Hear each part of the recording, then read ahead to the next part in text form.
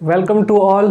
तो हम लोग पढ़ रहे हैं ह्यूमन रिप्रोडक्शन। तो ह्यूमन रिप्रोडक्शन में आज की वीडियो में हम लोग समझेंगे ओजेनेसिस के बारे में। तो इससे पहले का जो टॉपिक है, इससे पहले ऑलरेडी मैं बता चुका हूँ, लाइक एक्सटर्नल जेनिटेलिया फीमेल्स का जो सेकेंडरी सेक्स ऑर्गन में आता है, प्राइमरी सेक्स ऑर्गन के बारे में भी डायग्राम से मैंने बता दिया है, एक्सेसरी डक्ट के बारे में भी, और इससे पहले एक्सेसरी ग्लैंड के बारे में भी मैंने ये सब टॉपिक आपको बता दिया है।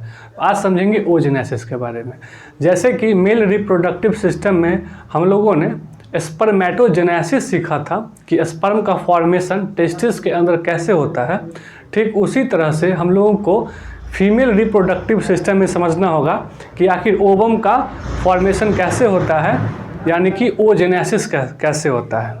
तो लगभग देखा जाए तो स्टार्टिंग का जो मैंने बताया था आपको स्पर्मेटोजेनेसिस में जो सेकेंडरी बनता है, प्राइमरी साइट बनता है, ठीक उसी तरह से होता है, लेकिन काफ़ी सारे डिफरेंसेस होते हैं बिटवीन ओजेनेसिस एंड स्पर्मेटोजेनेसिस। तो हम लोग समझते हैं कि वो डिफरेंसेस क्या है और सिमिलरिटीज दोनों में क्या क्या है। तो हम लोग समझते हैं ओजेनेसिस से। तो सेम वही बात होगी, जैसे वहाँ पे स्पर्मेटोगोनिया सेल बहुत सारा स्पर्मेटोगोनिया सेल बनाता है जिसको माइटोसिस यानी कि मल्टीप्लिकेशन फेज बोलते हैं। ठीक उसी तरह से यहाँ पे ओगोनिया सेल होगा और कई सारे ओगोनिया सेल माइटोसिस करके उसका मल्टीप्लिकेशन करके कई सारे ओगोनिया सेल बनाएंगे। तो देखिए यहाँ पे हम लोग लिखेंगे ठीक उसी तरह से ओगोनिया सेल, ओगोनिया। अब जो ओगोनिया सेल जो होता है एक्चुअली यही होता है इसमें primary germ layer, primary germ layer. Female reproductive system में प्राइमरी जर्म जो लेयर होता है यही ओगोनिया सेल होता है। ठीक है, ओके। अब ये हमको पता है ये 2n होगा, 2n क्या होगा 44 प्लस, और इसमें तो x एंड x ही होगा। मेल में जैसे x एंड y था तो यहाँ पे तो x एंड x होगा, ये सब हम लोग जानते हैं। ठीक है, अब सबसे जो इम्पोर्टेंट चीज़ है, हम लोगों ने स्पर्मेटोगोनिया सेल यानी कि स्पर्मेटोजेनेसिस में देखा था कि उसमें प्यूबर्टी आने के बाद स्पर्मेटोजेनेसिस यानी कि स्पर्म का फॉर्मेशन होता है, प्यूबर्टी यानी कि यंग होने के बाद। लेकिन फीमेल में ऐसा नहीं होता है। इसमें जो ओगोनिया है जिसमें माइटोसिस शुरू हो जाता है वो एम्ब्रियोनिक एज में स्टार्ट हो जाता है। मतलब कोई भी फीमेल अगर लगभग अपनी माँ के पेट में, अपनी माँ के गर्भ में जब वो 22 हफ्तों की हो जाती है ना, तो 22 वीक में, उसी वीक में उसका जो होता है ओगोनिया बनना शुरू हो जाता है। ठीक है, माइटोसिस करके बहुत सारे ओगोनिया बनने शुरू हो जाते हैं। तो ये कब होता है? मेल में हम लोगों ने देखा था कि ये आफ्टर प्यूबर्टी स्टार्ट होता है, लेकिन फीमेल में ये एम्ब्रियोनिक एज में स्टार्ट हो जाता है। तो यहाँ हम लोग लिखेंगे start in embryonic age, start in embryonic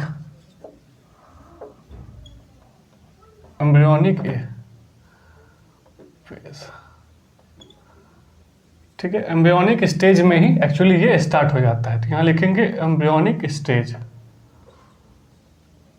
embryonic stage. ठीक है, अब देखिए, अब फिर वही बात होगी, काफ़ी सारे ओगोनिया सेल से काफ़ी सारे माइटोसिस करके मल्टीप्लिकेशन करके ओगोनिया सेल बनेगा। तो फिर से फर्दर यहाँ पे ओगोनिया सेल लिखेंगे हम लोग, ओगोनिया सेल बनेगा। ठीक है, तो ये कौन सा हो जाएगा? मल्टीप्लिकेशन फेज हो जाएगा,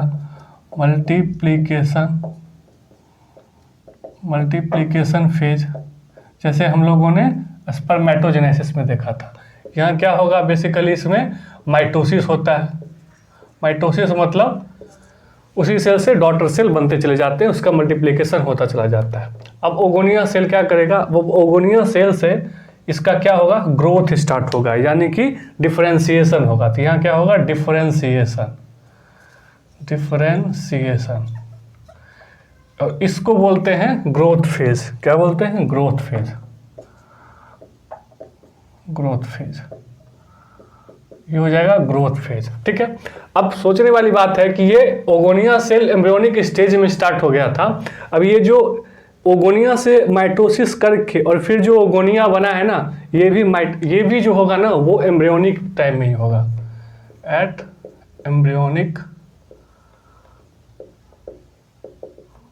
स्टेज। ये भी एम्ब्रियोनिक टाइम में ही स्टार्ट होता है। ये ओगोनिया से ओगोनिया भी एम्ब्रियोनिक में ही बनता है। और फिर इसका डिफरेंशिएशन जो होता है, इवन डिफरेंशिएशन होने के बाद वहाँ हम लोगों ने क्या देखा था, स्पर्मेटोसाइट बनता है। तो यहाँ पे ओसाइट बनेगा। क्या बनेगा? ओसाइट। ओसाइट यहाँ का क्या बनेगा? प्राइमरी ओसाइट इनफेक्ट बनेगा। वहाँ भी बना था प्राइमरी ओसाइट। प्राइमरी ओसाइट यहाँ बना प्राइमरी ओसाइट। और यहाँ भी वही बात होगी 2n44 + x एंड x। ठीक है, प्राइमरी ओसाइट बना। ये भी कहाँ होगी? ये भी जो एक्चुअली ये भी जो स्टार्ट होता है ना, प्राइमरी ओसाइट ही बनता है ना, ये भी ना एम्ब्रियोनिक टाइम में ही बनता है ये भी। और लेकिन इसमें क्या होता है कि जब माइटोसिस शुरू होता है, मियोसिस, तो मियोसिस के उसमें देखेंगे कई सारे फेज होते हैं, तो उसमें मेटाफेज 1 में वो स्टॉप हो जाता है। तो क्या हो जाएगा? अभी हम लोग और डिटेल्स इसको समझेंगे, मैं पिक्चर बनाऊंगा तो और क्लियर ये समझ में आएगा। तो ये स्टॉप्ड एट मेटाफेज 1। तो मेटाफेज 1 में ये स्टॉप हो जाता है। ठीक है, कहाँ पे? एम्ब्रियोनिक टाइम में। अब यहाँ प्राइमरी ओसाइट से क्या बनेगा हमको पता है, यहाँ बनेगा सेकेंडरी ओसाइट। लेकिन वहाँ भी हम लोगों ने देखा था कि प्राइमरी ओसाइट से सेकेंडरी ओसाइट बना था, लेकिन 2 सेकेंडरी ओसाइट बना था। लेकिन यहाँ पे सेकेंडरी ओसाइट एक साइड में बनेगा और दूसरे में बनेगा फर्स्ट पोलर बॉडी। आइए इसको समझिए। अब यहाँ से क्या हो चुका है? मियोसिस 1 स्टार्ट हो चुका है। मियोसिस 1 स्टार्ट हो चुका है। मियोसिस 1 स्टार्ट हो गया है किसमें? ये हो गया है कब? अब प्राइमरी ओसाइट के बाद जो भी होंगी उसको क्या कहा जाता है? उसको कहते हैं मैचुरेशन फेज।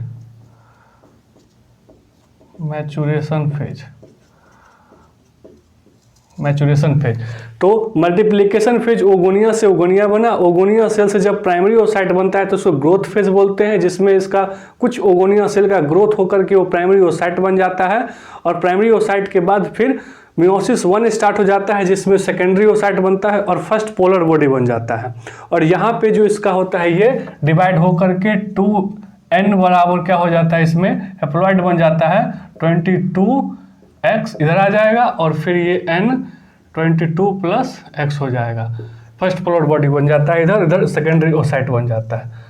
अब देखिए इसमें क्या होता है ना, जहाँ हम लोगों ने देखा था स्पर्मेटोजेनेसिस में कि ये फर्स्ट यहाँ पे ना 2 सेकेंडरी ओसाइट बनता है। यहाँ भी सेकेंडरी स्पर्मेटोसाइट बना था और यहाँ भी सेकेंडरी स्पर्मेटोसाइट बना था। लेकिन यहाँ ऐसा क्या हो रहा है? यहाँ पे सेकेंडरी ओसाइट बन रहा है और दूसरी साइड फर्स्ट पोलर बॉडी बन रहा है। इसमें एक्चुअली क्या होता है कि इसके जेनेटिक मटेरियल आधे आधे हो जाते हैं, लेकिन साइटोप्लाज्म और अदर ऑर्गेनेल्स जो होते हैं वो सेकेंडरी ओसाइट में हो जाते हैं। तो इसका देखें तो इसका साइज देखेंगे तो ये जेनेटिक मटेरियल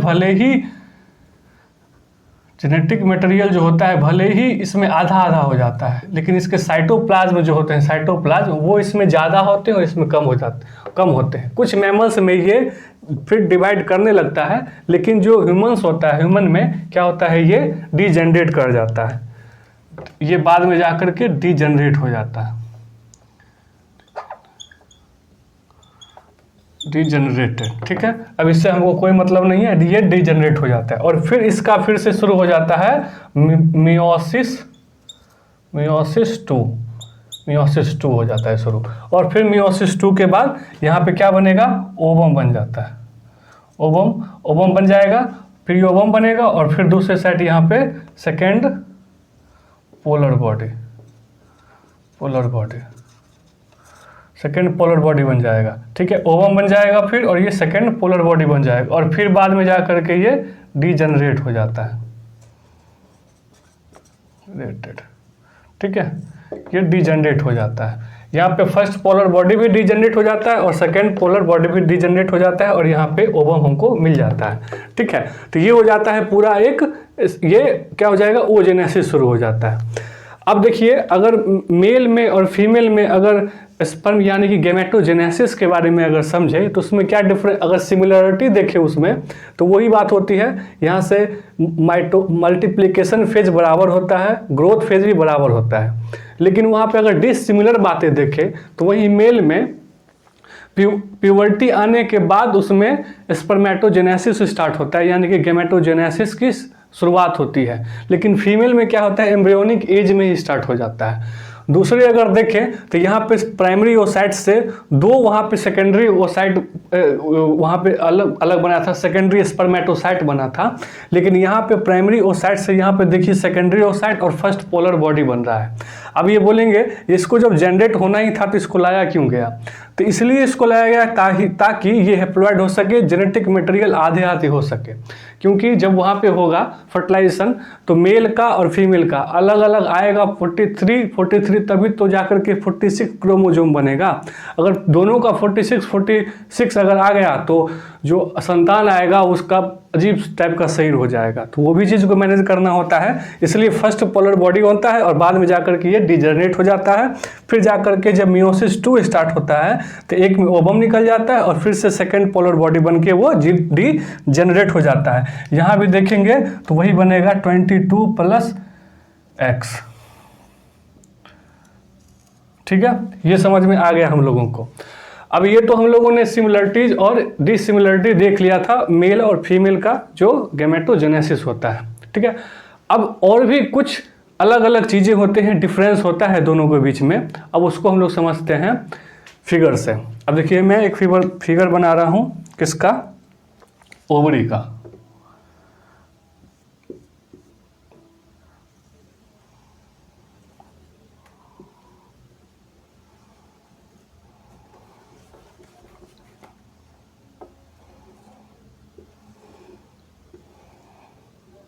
ठीक है,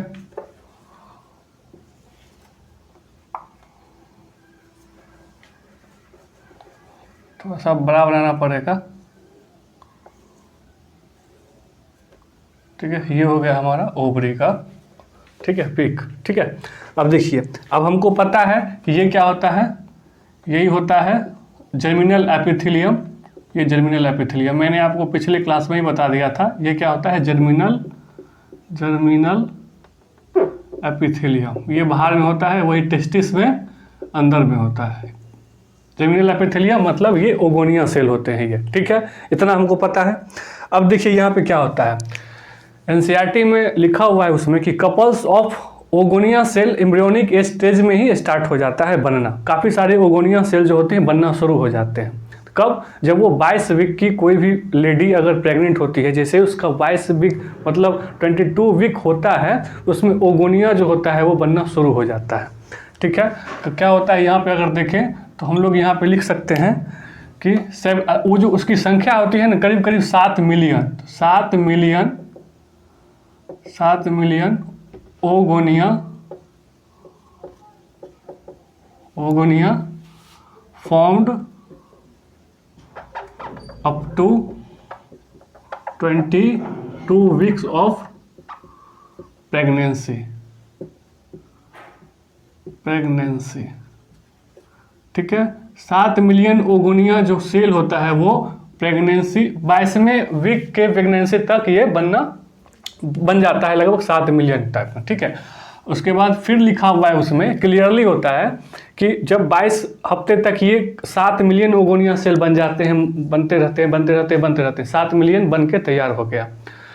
अब जब उस बच्ची का बर्थ होता है, जब वो डिलीवरी के बाद वो जब एट बर्थ के टाइम में उसके पास अब ओगोनिया सेल नहीं बनेगा। जो बनना था वो बन गया है एम्ब्रियोनिक स्टेज में ही। अब जब वो बच्ची जन्म लेगी तो उसका ओगोनिया सेल नहीं बनेगा। तो उसमें हम लोग लिख सकते हैं नो मोर ओगोनिया फॉर्म्ड और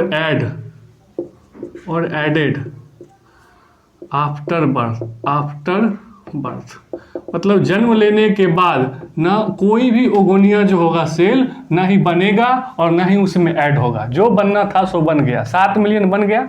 एनसीईआरटी में कपल्स ऑफ ओगोनिया सेल लिखा हुआ है, एक्चुअली में 7 मिलियन ओगोनिया फॉर्म हो जाता है 22 हफ्ते तक में, और जो बनना होता है वही पर। लेकिन ओगोनिया से ओगोनिया बना, माइटोसिस, मल्टीप्लिकेशन, जो बनना था सो वो अब बन चुका है। अब जब बच्चे का जन्म होगा तो कोई ओगोनिया सेल ना बनेगा और ना ही उसका जन्म होगा, ठीक है। और जिस दिन ये ओगोनिया सेल खत्म हो जाता है उसी दिन फीमेल का मेनोपॉज आ जाता है। इसलिए 50 साल में एनसीईआरटी में लिखा हुआ है 50 से 55 साल के बाद कोई भी फीमेल माँ नहीं बन सकती, क्योंकि उसमें कोई ओगोनिया सेल नहीं बचता है। वहीं मेल में जीवन भर स्पर्मेटोजेनेसिस होता रहता है, इसलिए वो ओल्ड एज में भी मेल जो होता है अपने बच्चे को जन्म दे सकता है, उसमें स्पर्मेटोजेनेसिस होता रहता है, ठीक है। आगे और समझ में आएगा, ठीक है। अब समझिए ये 2 पॉइंट को ध्यान में रखेंगे। अब देखिए होता क्या है, जैसे ही होता है एक्चुअली ये होता है इसमें, ये क्या होता है, अब अगर कोई बच्ची जन्म ली तो उसके अंदर ओवरी में क्या होगा, प्राइमरी ओसाइट। अब आपको पता है ये जो होता है ये जर्मिनल एपिथेलियम हो गया, अंदर का स्ट्रोमा पार्ट होता है, स्ट्रोमा में ही कॉर्टेक्स होता है आउटर पार्ट, और अंदर वाला पार्ट जो होता है वो मेडुला होता है। ये मैं पहले ही बता दिया है मैंने। तो ये कॉर्टेक्स वाले पार्ट में ये स्टार्ट होता है। तो ये क्या हो जाएगा, ये हो जाएगा आपका ये प्राइमरी ओसाइट, प्राइमरी ओसाइट, ये प्राइमरी ओसाइट, ये हमने बनाया प्राइमरी ओसाइट, प्राइमरी ओसाइट। और प्राइमरी ओसाइट के ऊपर में ना एक flat single layer flat cell, ये जो स्ट्रोमा एक्चुअली होता है ना, ये स्ट्रोमा कनेक्टिव टिश्यू का बना होता है। एम्स में एक क्वेश्चन आया था कि स्ट्रोमा जो होता है ओवरी का वो किससे बना होता है, तो वो कनेक्टिव टिश्यू का बना होता है। तो उसी कनेक्टिव टिश्यू का एक स्ट्रोमा बना होता है, वही स्ट्रोमा जो होता है उसी के कुछ सेल इस सेल के ऊपर इस टाइप का सिंगल लेयर फ्लैट सेल इस टाइप से कवर कर देते हैं, एक लेयर बना देते हैं, ठीक है। अब ये जो मैंने जो सेल बनाया है ना, इसी सेल को कहा जाता है ये प्राइमरी ओसाइट। ये क्या है, प्राइमरी ओसाइट है, प्राइमरी ओसाइट, यही है प्राइमरी ओसाइट। और इसके ऊपर जो लेयर बना हुआ है, जो एक्चुअली बना है स्ट्रोमा के सेल से, इस सेल को बोला जाता है फॉलिक्यूलर सेल, फॉलिक्यूलर सेल, या फिर इसी को ग्रैन्युलोसा सेल बोलते हैं, ग्रैन्युलोसा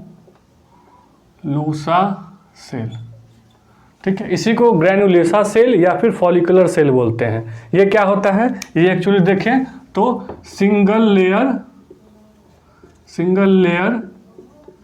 फ्लैट सेल होता है, फ्लैट सेल होता है, ठीक है। सिंगल लेयर फ्लैट सेल होता है क्या, ये जो मैंने बनाया है सो, और ये हो जाएगा प्राइमरी ओसाइट। और इस पूरे फॉलिकल को अगर देखेंगे ना तो ये पूरा जिसमें ये लेयर बना हुआ है फॉलिकुलर सेल का यानी कि ग्रैन्युलोसा सेल का और प्राइमरी ओसाइट को, उसको कहा जाता है प्राइमोर्डियल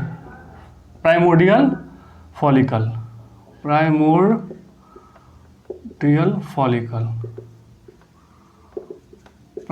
फॉलिकल, इसी को बोला जाता है प्राइमोर्डियल फॉलिकल, ठीक है। तो ये क्या हो गया, पूरा का पूरा हो गया प्राइमोर्डियल फॉलिकल। और ये जो अंदर जो बना हुआ है इसको बोलेंगे प्राइमरी ओसाइट, और इसके ऊपर जो सिंगल लेयर फ्लैट सेल है उसको फॉलिकुलर सेल या फिर उसी का दूसरा नाम ग्रैन्युलोसा सेल है। इतना समझ में आ गया।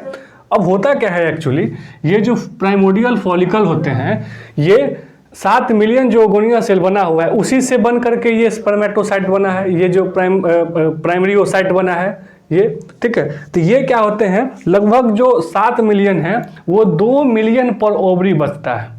वो धीरे धीरे जैसे जैसे होता है ना वो खराब होता जाता है ना, खराब होता जाएगा तो उसके ऊपर एक इन्वेलप चाहिए ताकि उसको प्रोटेक्ट कर सके, तो वही प्रोटेक्शन ये फॉलिकुलर सेल देता है।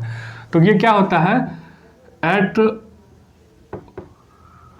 बर्थ ये कोई बच्ची जन्म लेगी तो उसके अंदर जो ये प्राइमोर्डियल ओसाइट है ये कितना बचता है, 2 मिलियन पर ओवरी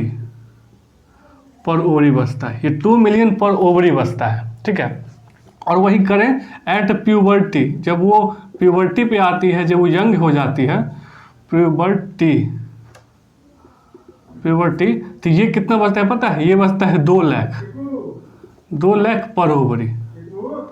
जो ओगोनिया जो होता है वो 7 मिलियन होता है 22वें वीक पे, वो जब वो जन्म लेती है तो उस टाइम आते आते वो प्राइमरी ओसाइट में बदल करके एट बर्थ 2 मिलियन हो जाता है, और फिर प्यूबर्टी आते आते यही प्राइमोडियल फॉलिकल होता है, ये प्राइमोडियल फॉलिकल जो होता है वो कितना 2 लाख पर ओवरी हो जाता है।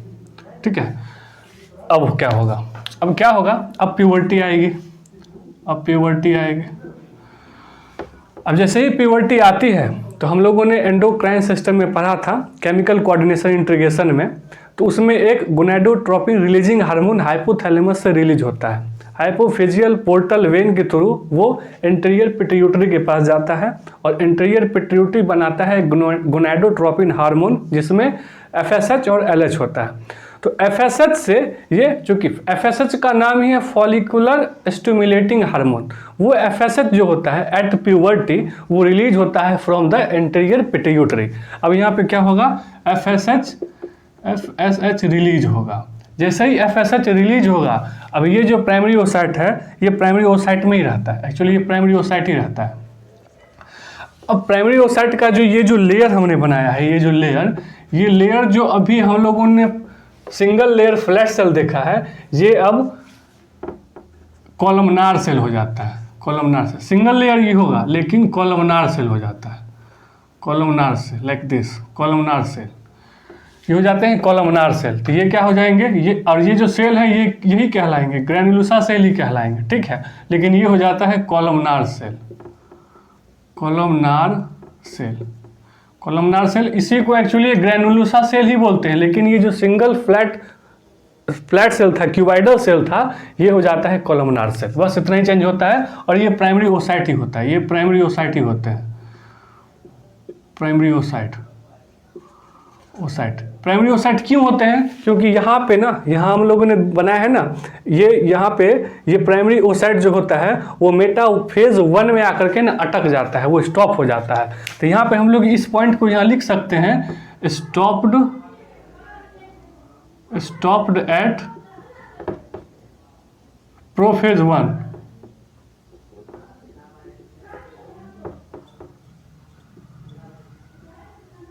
प्रोफेज 1, ये प्रोफेज 1 में आकर के स्टॉप हो जाता है। ठीक है, इतना हमको पता है। तो ये प्राइमरी ओसाइट जो होता है एक्चुअली, ये प्राइमरी ओसाइट, अच्छा ये प्राइमरी ओसाइट को फिर क्या बोलते हैं, इसी को ना एक्चुअली सेकेंडरी फॉलिकुलर बोलते हैं। ये प्राइमरी फॉलिकल हो गया, तो ये हो जाएगा प्राइमोडियल फॉलिकल से ये हो जाता है प्राइमरी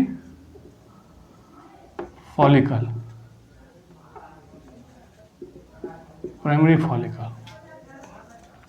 पहले ये प्राइमरी फॉलिकल था, सॉरी प्राइमोडियल फॉलिकल था, अब ये हो जाएगा प्राइमरी फॉलिकल में ये कन्वर्ट हो जाता है। फिर FSH रिलीज होता है, FSH रिलीज होगा, FSH रिलीज होगा, फॉलिकल स्टिमुलेटिंग हार्मोन। कहाँ से रिलीज होगा, एंटीरियर पिट्यूटरी से रिलीज होगा। और फिर ये जो है अभी भी ये इसमें क्या है, प्राइमरी ओसाइट ही रहता है, इसमें प्राइमरी ओसाइट ही रहेगा, ये प्राइमरी ओसाइट रहेगा। लेकिन इसका जो कॉलमनार सेल यानी कि ग्रैन्युलोसा सेल यानी कि फॉलिकुलर सेल है, इसके ऊपर मल्टीपल लेयर बन जाता है, लाइक दिस। तो क्या होता है, मल्टीपल लेयर बन जाता है,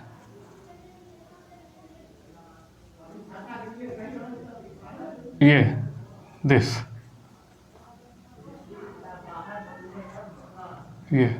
ये बन जाता है, इसके ऊपर मल्टीपल सेल बन जाता है, मल्टीपल लेयर बन जाता है, और एक इस पे एक लेयर बन जाता है जिसको थीका लेयर बोलते हैं, theca layer, this one is theca layer, इसको बोलेंगे थीका लेयर, थीका लेयर,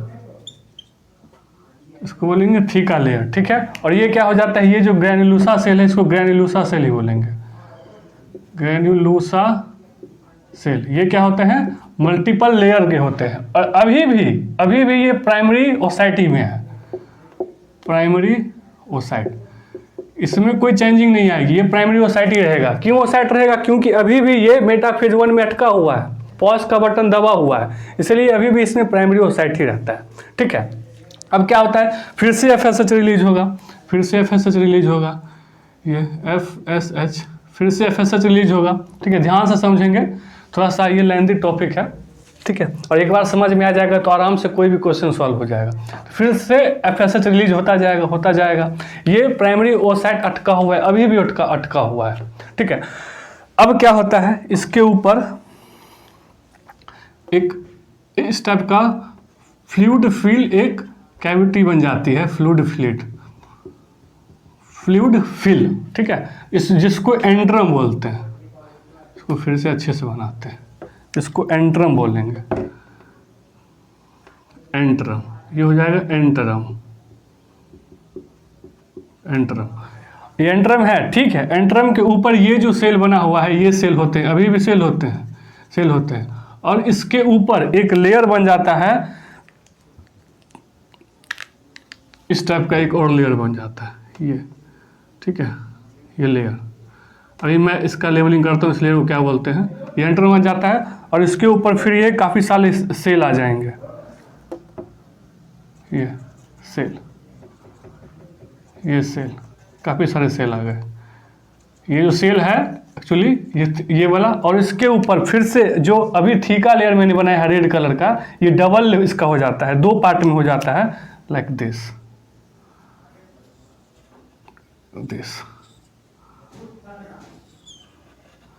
ठीक, देखिए ये थीका लेयर जो अभी हम लोगों ने देखा था एक लेयर बनता है, ये फिर से अब ये जहाँ देखिए इसको क्या बोलते हैं, प्राइमरी ओसाइट ही बोलते हैं। ये प्राइमरी फॉलिकल हो गया, इसको बोलते हैं टर्सरी फॉलिकल, प्राइमरी ओसाइट। इसका तो नाम ही करने किया हम लोगों ने। यह हो गया प्राइमोडियल फॉलिकल, प्राइमरी फॉलिकल, और ये हो जाएगा कौन सा, सेकेंडरी फॉलिकल, सेकेंडरी फॉलिकल। ये होगा ना प्राइमोडियल फॉलिकल, प्राइमरी फॉलिकल, फिर ये हो जाएगा सेकेंडरी फॉलिकल। सेकेंडरी फॉलिकल में अभी भी क्या होता है, ये अरेस्टेड है इन मेटाफेज 1, ठीक है।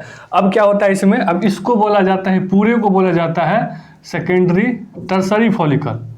ये अब सेकेंडरी फॉलिकल से टर्सरी फॉलिकल, ये बन गया टर्सरी फॉलिकल। और टर्सरी फॉलिकल में क्या होता है, एक तो एंड्रम हो जाता है, और ये जो ब्लू कलर का बना हुआ है ये वही होता है। अब ये हो जाता है सेकेंडरी ओसाइट। अब ये जो होता है ना ये जो मेटाफेज 1 है, अब ये अपना जो मियोसिस 1 होता है वो कंप्लीट होता है। तो एक्चुअली यहाँ हम लोग लिख सकते हैं मियोसिस 1 इज कंप्लीटेड। तो एक्चुअली मियोसिस 1 जो कंप्लीट होता है यहाँ पे होता है, मियोसिस 1 इज कंप्लीटेड। कहाँ कंप्लीट होता है, एट टर्सरी फॉलिकल। जब तक टर्सरी फॉलिकल नहीं बनेगा तब तक कि मियोसिस 1 कंप्लीट नहीं होता है। इसको एकदम दिमाग में रखिए, ठीक है। मियोसिस 1 कब कंप्लीट होगा, जब टर्सरी फॉलिकल बनेगा। और टर्सरी फॉलिकल कब बनता है, सेकेंडरी फॉलिकल बनने के बाद। इसमें एंट्रम आ जाती है, एंट्रम आने के बाद इसमें ये अब सेकेंडरी ओसाइट हो जाएगा। ये हो जाएगा सेकेंडरी ओसाइट।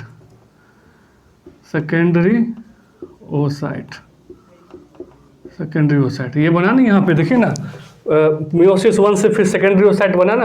कब बना, जब मियोसिस पूरी तरह से कंप्लीट हो गया। मियोसिस पूरी तरह से कंप्लीट हो गया, जो कि मेटाफेज 1 में था, वो सेकेंडरी ओसाइट यहाँ बन गया फिर से।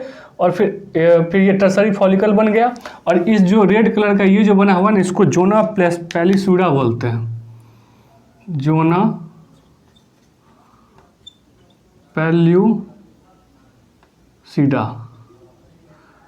पेल्यूसिडा के बारे में अगर थोड़ी सी जानकारी ले, 2015 में PYQ भी आया हुआ था। ये जो होता है ना, ये कौन सिग्रेट कर रहा है, यही जो सेकेंडरी ओसाइट है वही होता है फॉर्म्ड बाय सेकेंडरी ओसाइट।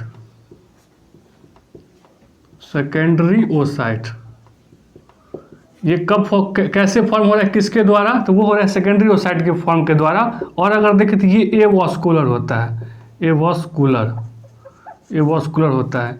ये ग्लाइकोप्रोटीन का बना होता है, ये ग्लाइकोप्रोटीन का बना होता है। ये जोना पेल्यूसिडा अंत तक साथ रहता है इस फॉलिकल का, हम लोग आगे समझेंगे। जोना पेल्यूसिडा हो जाता है ये, ठीक है। और जो थीका लेयर जो है ये 2 पार्ट में डिवाइड हो जाता है। बाहर वाले को थीका इंटरना बोलते हैं और थीका एक्सटर्ना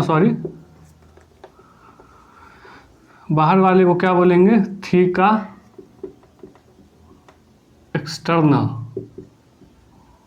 ठीक है, और अंदर वाले को बोलेंगे थीका इंटरना,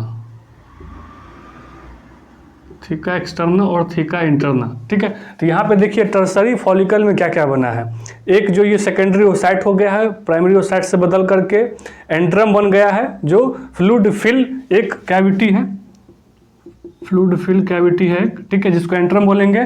इस सेकेंडरी ओसाइट ने एक और चीज को बना दिया है जिसको बोलते हैं जोना पेल्यूसिडा। जोना पेल्यूसिडा के बारे में थोड़ी सी जानकारी ले तो ये सेकेंडरी ओसाइट ने इसको बनाया है। ये एवास्कुलर होता है, ग्लाइकोप्रोटीन का बना होता है, ये अंतक साथ देता है, हम लोग आगे इसको समझेंगे।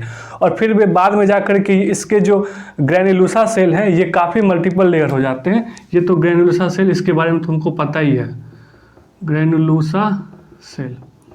अच्छा, मीनवाइल क्या होता है, ये जो ग्रैन्युलोसा सेल जो होता है ना, सब में जो हम लोगों ने फॉलिकुलर सेल या फिर ग्रैन्युलोसा सेल बोला है, ये ग्रैन्युलोसा सेल जो होता है ये एस्ट्रोजन हार्मोन बना रहा होता है। और ये एस्ट्रोजन हार्मोन जो होता है वो एंडोमेट्रियम यानी कि यूट्रस का जो सबसे इंटरनल वॉल यानी कि जिसको हम लोगों ने एंडोमेट्रियम कहा था, एंडोमेट्रियम में जा करके उसका सेल का नंबर बढ़ाता है, जिसको प्रोलिफरेशन कहा जाता है।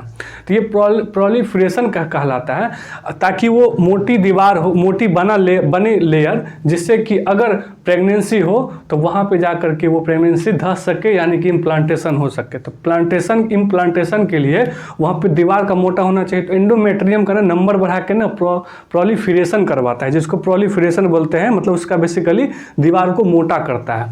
तो बेसिकली यहाँ हम लोग लिख सकते हैं एक पॉइंट को, ये जो है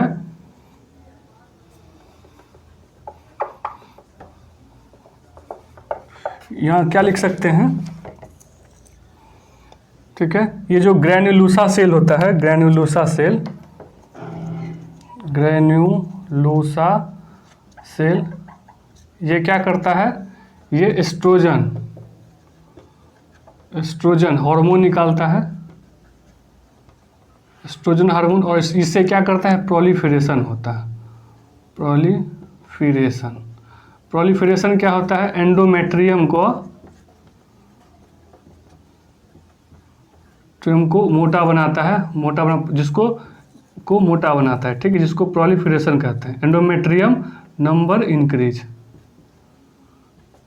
एंडोमेट्रियम का जो नंबर होता है उसको इंक्रीज करवाता है। कौन इंक्रीज करवाता है, ये ग्रैन्युलोसा सेल से जो एस्ट्रोजन हार्मोन निकला है, दिस वन, ये हार्मोन, ठीक है।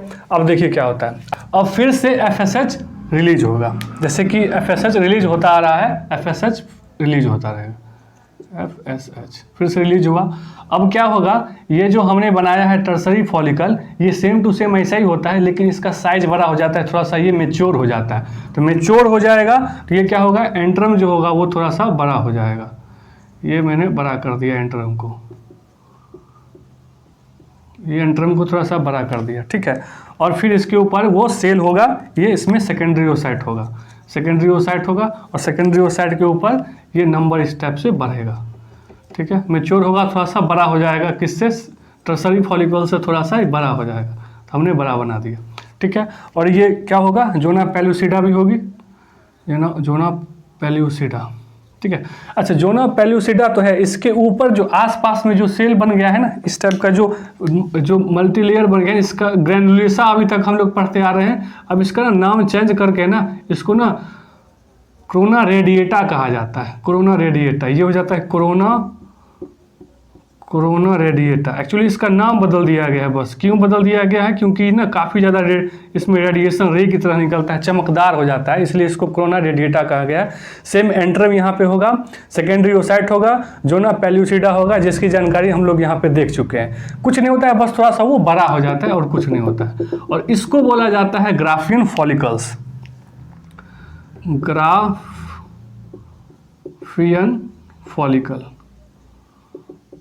ग्राफियन फॉलिकल, ठीक है, ग्राफियन फॉलिकल बन गया। देखिए अभी तक हम लोगों ने क्या समझा, हम लोगों ने अगर इन शॉर्ट देखे तो 7 मिलियन ओगोनिया फॉर्म हो जाता है अप टू 22 वीक्स ड्यूरिंग, मतलब इन एम्ब्रियोनिक स्टेज में ही, ठीक है। उसके बाद जैसे ही उस बच्चे का बर्थ होगा अब कोई ओगोनिया सेल नहीं बनेगा, ठीक है, नो मोर एडेड, और ना ही फॉर्म होगा कोई भी ओगोनिया सेल का, ठीक है।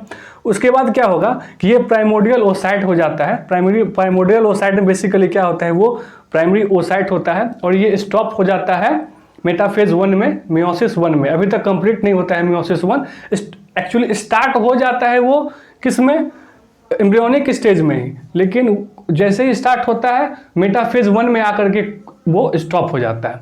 तो यहाँ पे क्या होता है, प्राइमोडियल फॉलिकल्स को देखें तो एट बर्थ 2 मिलियन पर ओवरी होता है, लेकिन यहाँ पे क्या होता है ना, काफ़ी सारे मरने लगते हैं, उसमें से खराब हो जाते हैं, जिसको फॉलिकुलर एटरेजिया कहा जाता है, ड्यू टू फॉलिकुलर एटरेजिया, ठीक है, फॉलिकुलर एटरेजिया। फिर एफएसएच जो होता है वो रिलीज होता है कब, जब कोई वो जो फीमेल होगी वो एडल्ट होगी, यानी कि प्यूबर्टी आएगी, एफएसएच रिलीज होगा। अब ये प्राइमरी, अब अगर आप देखोगे प्राइमोडियल फॉलिकल में, तो हमने इसमें प्राइमरी ओसाइट बनाया है, जिसके ऊपर एक जो स्ट्रोमा होता है उसी का सेल जो होता है एक लेयर बना देता है, सिंगल लेयर फ्लैट सेल बनाता है, जिसको फॉलिकुलर सेल कहा जाता है, या फिर उसको आप ग्रैनुलोसा सेल भी कहते हैं।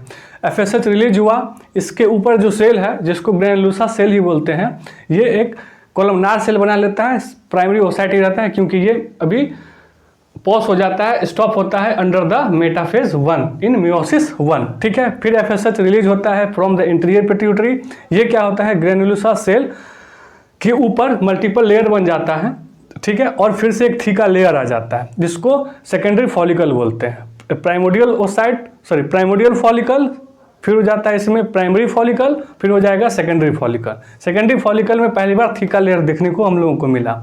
फिर जाकर के एफएसएच रिलीज होता है, एफएसएच रिलीज होने के बाद इसमें फ्लूइड फिल एक स्ट्रक्चर बन जाता है, जिसको एंट्रम कहते हैं। एंट्रम के बाद उसमें सेकेंडरी ओसाइट, यानी कि यहाँ पे मियोसिस 1 कंप्लीट हो जाता है। मियोसिस 1 जहाँ पे कंप्लीट होगा तो वो हो जाएगा सेकेंडरी ओसाइट, जहाँ हम लोगों ने देखा मियोसिस 1 कंप्लीट होने के बाद सेकेंडरी ओसाइट बना, और यहाँ से पोलर बॉडी बनती है, वो डिजेनरेट हो जाती है ऑटोमेटिकली, ठीक है।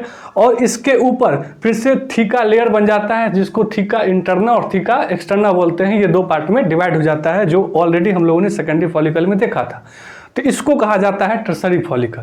तो टर्सरी फॉलिकल में मियोसिस 1 यहाँ पे काफ़ी इंपॉर्टेंट है, मियोसिस 1 भी कंप्लीट होता है, ये थीका लेयर 2 पार्ट में बढ़ जाता है। यहाँ पे जोना पेलुसिडा भी आता है, जो कौन बनाता है, यही सेकेंडरी ओसाइट बनाता है। एक्चुअली जब प्राइमरी ओसाइट सेकेंडरी ओसाइट के साथ आता है, बदलता है सेकेंडरी ओसाइट में, तो वो जोना पेलुसिडा के साथ आता है, ठीक है। जोना पेलुसिडा होता है वो एवास्कुलर होता है, ग्लाइकोप्रोटीन का बना होता है, जो which is formed by secondary oocyte. फिर से एफएसएच रिलीज होगा, और इसका कुछ नहीं होता है, सेम टू सेम इसका मैचुरेशन हो जाता है, इमेच्योर हो जाता है, थोड़ा सा बड़ा दिखने लगता है। और जो ठीक इसमें जोना पेलुसिडा के ऊपर जो आप देख रहे हो ना, ये सेल 3-4 लेयर सेल को ना एक्चुअली नाम दे दिया गया है, जिसको जोना क्रोना रेडिएटा कहा जाता है। अब अचानक से क्या होता है, एफएसएच जो होता है ना वो काफ़ी पिक पे होता है। जैसे ही एफएसएच पिक पे होता है, इंटीरियर पिट्यूटरी से एलएच रिलीज होता है काफ़ी रैपिड में कहा जाता, इसी को एलएच सर्ज कहा जाता है। तो यहाँ क्या होगा, एलएच सर्ज होगा, एलएच सर्ज। अच्छा, ये ग्राफियन फॉलिकल्स इसको बोलते हैं टर्सरी फॉलिकल्स के बाद, ठीक है। टर्सरी फॉलिकल्स का जो मैचुरेशन है वो मैच्योर्ड हो जाता है, उसी को ग्राफियन फॉलिकल्स बोला जाता है, ये एक साइंटिस्ट के नाम पे है। तो एलएच सर्ज हुआ, अब एलएच सर्ज होता है तो ये रप्चर कर जाता है। अब जो रप्चर करेगा तो रप्चर करने के बाद ये इस टाइप का स्ट्रक्चर बना लेता है, इस टाइप का। इसको कहा जाता है कॉर्पस लुटियम। लुटियम क्यों, क्योंकि पीले कलर का होता है इसलिए कॉर्पस लुटियम, कॉर्पस लुटियम। ये क्या होता है, और इसी को ओव्यूलेशन कहा जाता है। एलएच जैसे ये जो ग्राफियन फॉलिकल्स है, ये एलएच सर्ज हुआ तो यहाँ क्या होगा, रप्चर हो जाएगा, रप्चर ग्राफियन फॉलिकल्स, ये रप्चर हो जाएगा ग्राफियन फॉलिकल्स, इसी को क्या कहा जाता है। और ये जो है, ये रप्चर होता है तो ये जो एक्चुअली ये वाला पार्ट जो होता है वो बाहर निकल जाता है, जिसको एनसीईआरटी ने ओवम लिखा है, लेकिन एक्चुअली में ये सेकेंडरी ओसाइट बाहर निकलते हैं, ये सेकेंडरी ओसाइट बाहर निकलता है। और इस सेकेंडरी ओसाइट के साथ साथ जोना पेलुसिडा भी साथ में निकलती है, और इसके ऊपर जो इसमें जो क्रोना रेडिएटा बना हुआ है वो भी साथ में आ जाता है, तो ये भाग जाता है यहाँ से, कहाँ से भाग जाता है, कहाँ से, ओवरी से, और ओवरी से ये कहाँ चला जाता है, ये फैलोपियन ट्यूब में चला जाता है। तो इसी को बोला जाता है ओवम।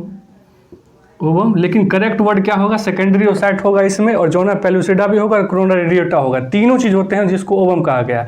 अब ये ओवम जो होता है, ओवम जो होता है ना, ओव्यूलेशन जो होता है ना, ओव्यूलेशन के बनने के बाद ओवम जो होता है वो फैलोपियन ट्यूब में आ जाता है, जिसको हम लोगों ने इससे पिछले वाली वीडियो में देखा था। वहाँ जो फिमरे होता है वो उसको कलेक्ट करके और फिर कहाँ डाल देता है, फैलोपियन ट्यूब में डाल देता है, और वापस जो इस ग्राफिन फॉलिकल्स का जो रिमेनिंग पार्ट होता है वही कॉर्पस लुटियम बनता है। देखिए बात समझिए, ग्राफिन फॉलिकल्स था, एफएसएच पीक पे था, एलएच सर्ज हुआ, काफ़ी रैपिड वे में ये इस पे हमला किया। जैसे ही हमला किया ग्राफिन फॉलिकल्स रप्चर हो गया। जैसे ही वो रप्चर हो गया, ये इसमें से जो ओवम था वो बाहर निकल गया, कहाँ से, ओवरी से, और ओवरी से निकलने के बाद ये फैलोपियन ट्यूब में चला गया। फैलोपियन ट्यूब में जाने के बाद जो रिमेनिंग पार्ट बच गया ग्राफिन फॉलिकल्स का, वही कॉर्पस लुटियम उसी को बोलते हैं। अब क्या होगा, ये ओवम जो है फैलोपियन ट्यूब में जाएगा, कहाँ से, वो पहुँचेगा कहाँ पे, एम्प्यूला वाले पे। अगर क्वाइटस हुआ और स्पर्म आया, और स्पर्म और ये ओवम आपस में टकराया, फ्यूजन हुआ, जिसको फर्टिलाइजेशन बोलेंगे, और जब ये फर्टिलाइजेशन होगा तभी जाकर के मियोसिस 2 कंप्लीट होती है। तो मियोसिस 2 कब कंप्लीट होती है, आफ्टर द स्पर्म एंट्री, मतलब फर्टिलाइजेशन और स्पर्म एंट्री के बाद का जो घटना है ना, उसको कहा उसी वक्त मियोसिस 2 कंप्लीट होता है, अदरवाइज मियोसिस 2 कभी कंप्लीट नहीं होगा। अब मान लीजिए मियोसिस, उसमें क्या हुआ कि फर्टिलाइजेशन हुआ और वो लेडी प्रेग्नेंट हो गई, कोई भी अगर है लेडी तो वो प्रेग्नेंट हो गई। जब वो प्रेग्नेंट हो गई तो आप चाहेंगे ना कि उसका जो है ना ये कॉर्पस लुटियम जो है वो मेंटेन रहे। ऐसा क्यों चाहेंगे, ऐसा इसलिए चाहेंगे क्योंकि कॉर्पस लुटियम जो होता है ये प्रोजेस्टेरोन हार्मोन को रिलीज करता है। अब ये प्रोजेस्टेरोन हार्मोन क्या करता है, ये एक्चुअली जो एंडोमेट्रियम हम लोगों ने देखा था, अभी हम लोगों ने देखा था ना, ये ग्रैनुलोसा सेल एस्ट्रोजन हार्मोन को बनाती है, जिससे प्रोलिफरेशन होता है। वो जो एंडोमेट्रियम का जो वॉल होता है उसको मोटा बना के रखता है। अब मोटा बना के रखता है, अब ये जो प्रोजेस्टेरोन हार्मोन है वो उसको ना उसमें जाकर के ग्लैंडुलर बना देता है, यानी कि सेक्रेटरी बना देता है। अब सेक्रेटरी इसलिए बना देता है कि अगर प्रेगनेंसी होगी तो वो बच्चा उसमें जो धंसेगा, वो जो ब्लास्टोसिस्ट उसमें धंसेगा, तो उसको खाना पीना कुछ चाहिए, उसको न्यूट्रिशन चाहिए। तो उस न्यूट्रिशन के लिए वो काम कौन करता है, वो प्रोजेस्टेरोन कर रहा है। प्रोजेस्टेरोन क्या करता है, बेसिकली उस एंडोमेट्रियम की दीवारों को ना सेक्रेटरी बना देता है, ठीक है। और अगर ये कॉर्पस लुटियम, अच्छा अब ये हो गया, अगर मान लीजिए कि प्रेगनेंसी नहीं होगी तो ये जो LH है ये मेंटेन नहीं, ये LH, ये जो कॉर्पस लुटियम है ये मेंटेन नहीं रहेगा। जब कॉर्पस लुटियम मेंटेन नहीं रहेगा तो इसमें से प्रोजेस्टेरोन निकलेगा नहीं, और जब प्रोजेस्टेरोन निकलेगा नहीं तो ये एंडोमेट्रियम का जो प्रोलिफरेशन हुआ है उसको ग्लैंडुलर नहीं बनाएगा। जब उसको ग्लैंडुलर नहीं बनेगा, अगर प्रेगनेंसी होगी तो उसमें धंस ही नहीं पाएगा। जब धंस ही नहीं पाएगा तो प्रेगनेंसी होएगी नहीं। इसलिए जब प्रोजेस्टेरोन ही बेसिकली उस एंडोमेट्रियम को सेक्रेटरी बना के रखता है, अब अगर कॉर्पस लुटियम नहीं रहेगा तो प्रोजेस्टेरोन भी नहीं आएगा, और जब प्रोजेस्टेरोन नहीं आएगा तो वो जो एंडोमेट्रियम का जो वॉल है वो गिरना शुरू हो जाता है, ब्लीडिंग शुरू हो जाता है, जिसको पीरियड आना बोलते हैं, ठीक है। तो एक्चुअली ये होता है। तो बेसिकली हम लोगों ने देखा जो एस्ट्रोजन हार्मोन प्रोलिफरेशन करता है एंडोमेट्रियम का, वहीं पे जो कॉर्पस लुटियम से क्या क्या निकल रहा है, ये निकल रहा है प्रोजेस्टेरोन हार्मोन भी निकलता है, साथ साथ लिटिल एस्ट्रोजन भी निकालता है। ऐसा नहीं है कि सिर्फ प्रोजेस्टेरोन ही निकालता है, लिटिल एस्ट्रोजन भी निकालता है, और साथ साथ ये रिलैक्सिन हार्मोन भी निकालता है। ये चीज़ याद रखेंगे। एक्चुअली ये इनहिबिन हार्मोन भी निकालता है। इनहिबिन हार्मोन इसलिए ताकि FSH अगर ज़्यादा ना हो जाए तो इनहिबिन हार्मोन भी निकालता है। अच्छा, इनहिबिन हार्मोन जो है ना, एक बार PYQ आया था, ये कौन निकालता है, तो ये ग्रैनुलोसा सेल में भी निकालता है इनहिबिन हार्मोन। NCERT में नहीं दिया हुआ है लेकिन PYQ आया हुआ है। तो इनहिबिन हार्मोन जो होता है कब निकलता है, जब FSH बहुत ज़्यादा रिलीज होना चाहिए। अगर FSH ज़्यादा रिलीज होगा तो इस पर प्रभाव पड़ेगा ना, ये LH आएगा ही नहीं कभी। जब LH नहीं आएगा तो कॉर्पस लुटियम कहीं बनेगा नहीं और ये ओव्यूलेशन होगा ही नहीं। इसी को ओव्यूलेशन कहा जाता है। ये जो ओवम बना है ना, इसी को ओव्यूलेशन बोलते हैं, ओव्यूलेशन। ओव्यूलेशन बोलते हैं, ठीक है। तो ये क्या करता है, ये इनहिबिन करता है, और ये जो कॉर्पस लुटियम से ही प्रोजेस्टेरॉन निकलता है और एस्ट्रोजन भी थोड़ा थोड़ा निकलता है, रिलैक्सिन भी निकलता है और इनहिबिन हार्मोन। इसको अगर भूल भी जाते हैं तो कोई दिक्कत नहीं है, ठीक है। ये तीनों याद रखेंगे, प्रोजेस्टेरॉन, लिटिल एस्ट्रोजन और रिलैक्सिन हार्मोन। ये कौन निकालता है, कॉर्पस लुटियम निकालता है। और कॉर्पस लुटियम को मेंटेन और इसको बनाता भी कौन है, ये LH हार्मोन। तो LH हार्मोन के कौन कौन से काम हो गए, मेंटेन करना, मेंटेन कॉर्पस लुटियम, उसको बनाता भी LH ही है। अब LH आया तभी तो ये ग्राफियन फॉलिकल इसमें कन्वर्ट हो गया, ग्राफियन कॉर्पस लुटियम में। कॉर्पस लुटियम में ये कन्वर्ट कैसे हुआ, LH के सर्ज होने के बाद। तो ये मेंटेन भी LH इसको करके रखता है। तो यहाँ पे जो रिमेंबर करने वाली बात है कि मियोसिस 1 कब कंप्लीट होता है, टर्सरी फॉलिकल बनने के बाद। अब मियोसिस 2 कंप्लीट कब होगा, आफ्टर स्पर्म एंट्री। और ये जो FSH, ये जो फॉलिकुलर डेवलपमेंट हो रहा है, ये ग्रैन्युलोसा सेल उस वक्त एस्ट्रोजन निकालती है जिससे प्रोलिफरेशन होता है। और जब ग्राफियन फॉलिकल्स बन जाता है, ग्राफियन फॉलिकल्स बनने के बाद अचानक LH सर्ज होती है जिससे वो कॉर्पस लुटियम में बदल जाता है, उसका रिमेनिंग पार्ट। और फिर ये ओवम से ये ओव्यूलेशन होता है, ओवम बाहर निकल जाता है फ्रॉम द ओवरी और वो चला जाता है किसमें, फैलोपियन ट्यूब में। फैलोपियन ट्यूब में वो जब गया, फर्टिलाइजेशन हुआ, अगर प्रेगनेंसी हुई तो जाकर के ये कॉर्पस लुटियम मेंटेन रहेगा सो दैट कि प्रोजेस्टेरॉन इसमें से निकालता रहे और एंडोमेट्रियम को सिक्रेटरी बना करके रखे। सिक्रेटरी बना के रखेगा तभी उसमें प्रेगनेंसी होगी, इसलिए प्रोजेस्टेरॉन को प्रेगनेंसी हार्मोन भी कहा जाता है। लेकिन अगर क्वाइटस नहीं हुआ, स्पर्म अंदर नहीं गया, जब स्पर्म अंदर नहीं जाएगा तो हम लोग नहीं चाहेंगे कि ये उसकी जो एंडोमेट्रियम की दीवार हो वो मोटी रहे। जब वो मोटी नहीं रहेगी तो हम चाहेंगे वो धंस जाए, जिससे नीचे निकलता जाए, झड़ जाए, जिससे पीरियड आ जाए। तो उस कंडीशन में ये कॉर्पस लुटियम मेंटेन नहीं रहेगा, ठीक है। अगर ये चीज़ आप समझ लोगे तो मेंस्ट्रुअल साइकिल आप और आसानी से समझ पाओगे, ठीक है। तो इससे अगले वीडियो में हम लोग मिलते हैं अगले टॉपिक के साथ।